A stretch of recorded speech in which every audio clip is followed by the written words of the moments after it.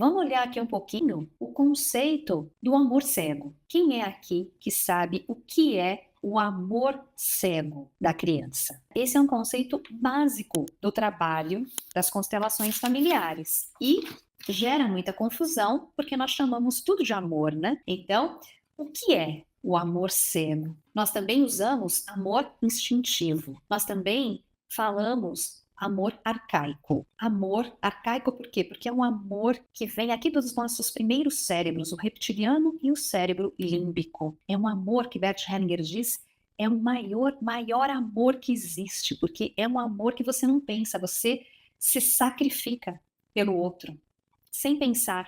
É um amor do instinto. Ele é muito grande. O amor que as crianças têm pelos seus pais é muito grande. Segundo Bert Hellinger, o maior amor que existe. No amor cego, só existem, se a gente for sintetizar em duas frases, tudo que o amor cego faz, quais frases seriam? Uma delas é: eu por você, eu morro por você, por exemplo.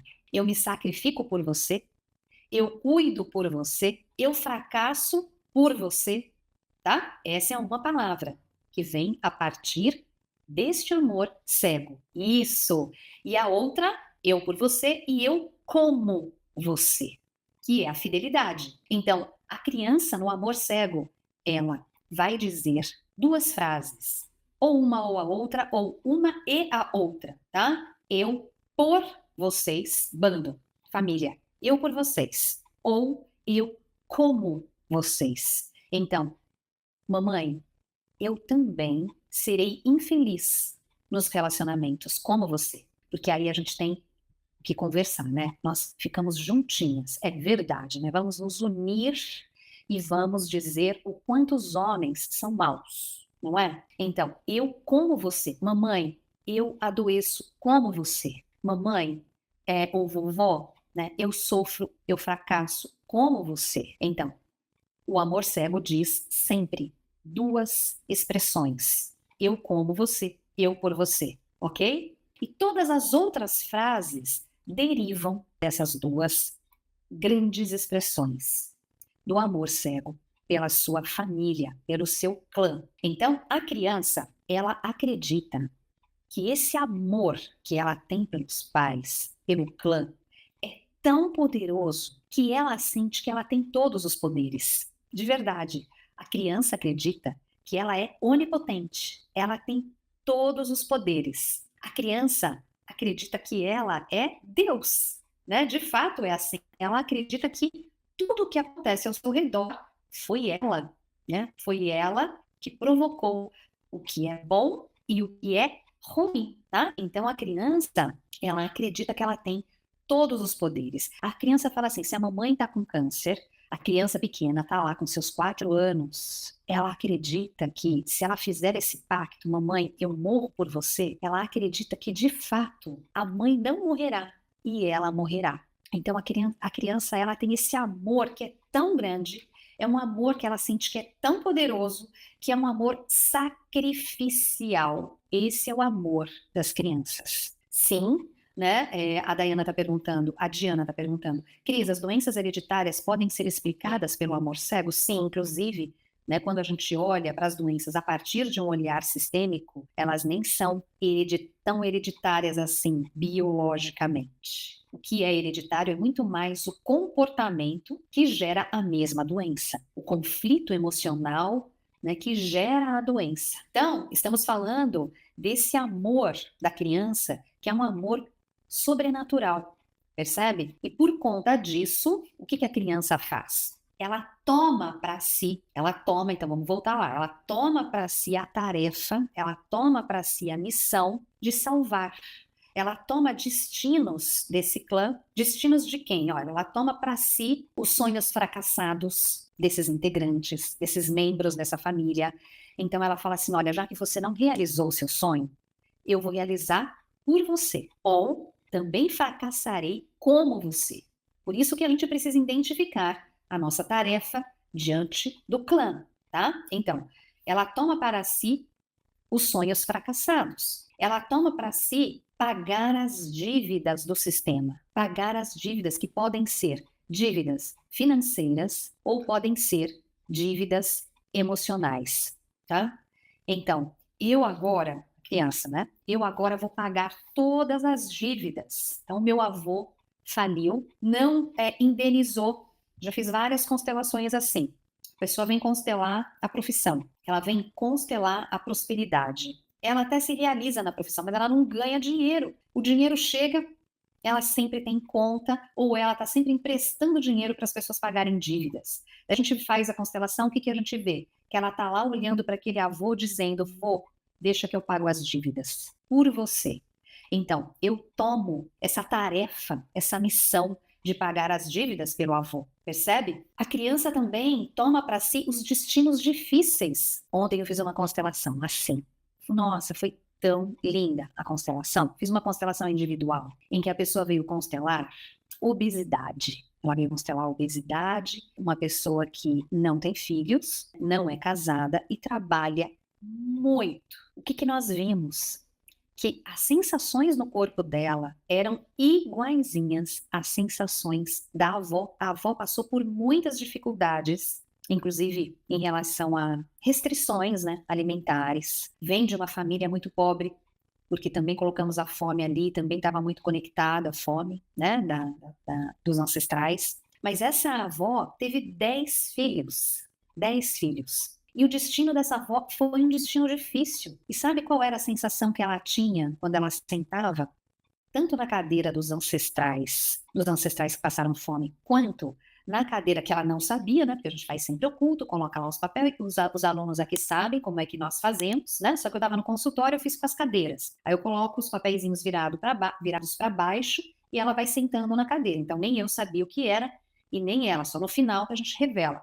E ela sentada na cadeira tanto na cadeira da avó, quanto na cadeira da fome dos ancestrais, ela sentia a barriga dela enorme e a bexiga cheia de água que parecia que ia explodir e os órgãos todos assim bem apertadinhos, contraídos e todas as sensações que ela sentia em relação ao tema. E para ela foi tão profundo perceber que ela tinha tomado esse destino difícil da avó e ela estava dizendo para a avó, vó, eu não tive filhos, mas é como se eu tivesse 10 filhos, porque a relação que eu tenho com o meu trabalho é como se eu tivesse 10 filhos. Então, isso para ela foi assim, a chave, né? Ela falou, Cris, é essa sensação que eu tenho. Eu digo, eu não posso ter filho. Como é que eu vou poder ter filho? Né? Porque ela trabalha 24 horas, é uma loucura. Ela disse que tinha visitado a mãe no final de semana e a mãe viu ela trabalhando, que é sábado, domingo direto, e a mãe falou, pelo amor de Deus, sai desse trabalho. O que é isso? E o trabalho dela equivale a 10 filhos.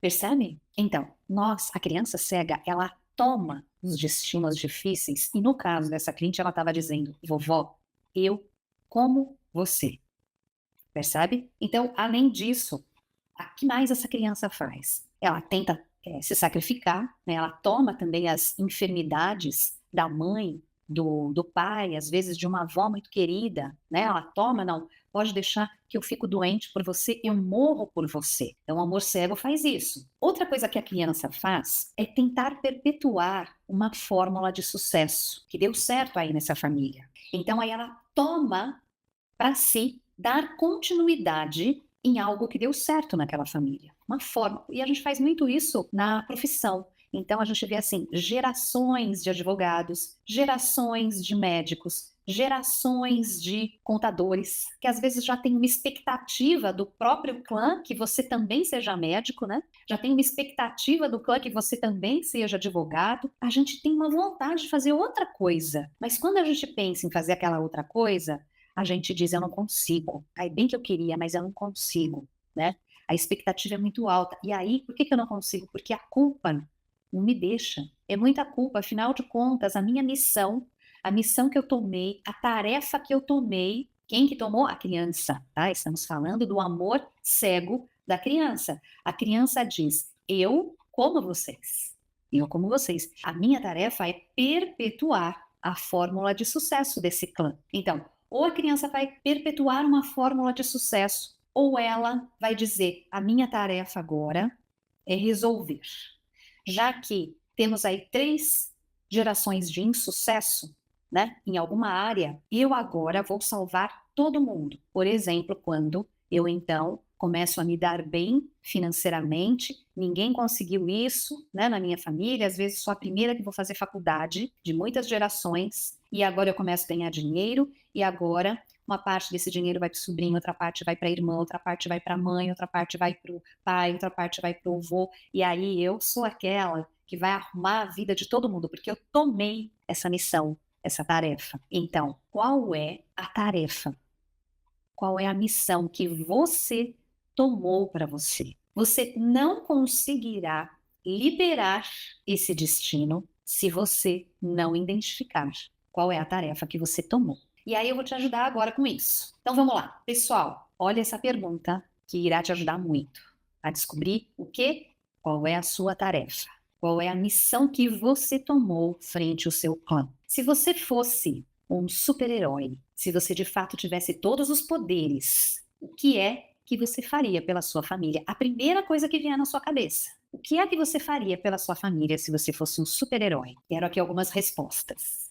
E se você não conseguir responder agora, você vai ficar pensando nisso. Sabe por quê, gente? O que eu faria é, na verdade, o que eu já faço. Então, a sua criança, vou dar um exemplo para vocês. Sabe o que minha criança ficava pensando quando eu era pequena? Eu me lembro muito dessas imagens. Nós viemos de uma família muito simples, eles tinham muitas dificuldades financeiras. E muitas vezes eu presenciava essas conversas de que não tem dinheiro, de que não tem dinheiro, que se a gente tivesse dinheiro, porque não vai dar isso, porque não vai dar aquilo. Então, né, a criança fala, nossa, eu vou dar um jeito nisso. Eu vou dar um jeito nisso. Nossa, eu quero salvar o meu pai e minha mãe. Então, eu visualizava nos meus superpoderes que eu era uma heroína e que eu voava. E aí eu chegava assim num lugar onde eu encontrava um baú cheio de dinheiro, cheio de dinheiro. E aí eu chegava assim para os meus pais com um baú cheio de dinheiro, resolvia, né, resolvia a questão deles. E por muito tempo eu me mantive nesse lugar que eu tomei para mim, aquela que iria solucionar. Tanto é que quando eu tinha 21 anos, eu já tinha uma lojinha, né? Nessa época, por uns 2 anos e meio, eu tive uma loja de artigos esotéricos, pedras, duendes, gnomos, né? Tive uma lojinha lá em Visconde de Mauá. Nessa época eu fazia faculdade de engenharia, já praticava yoga, e eu tinha essa lojinha pititica, assim, no estacionamento do Colégio São Luís, lá em São Paulo. E aí eu tinha uma lojinha. Bom, num determinado momento, essa lojinha fechou e eu fiquei com um monte de mercadoria. Um fornecedor meu argentino falou, vai para a Argentina, porque tinha uma questão do dólar, né? Que o dólar estava super alto lá na Argentina em relação à nossa moeda.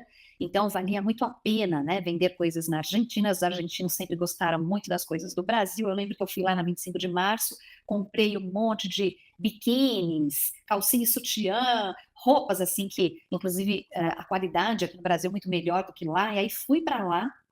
E me lembro, assim, eu já conheci um argentino no ônibus, que eu fui de ônibus, e ele é advogado. Eu só sei que ele me levou num lugar, lá no lugar, serviço público, um lugar grande com muitos andares, e ele falou, olha, aqui você vai poder vender à vontade.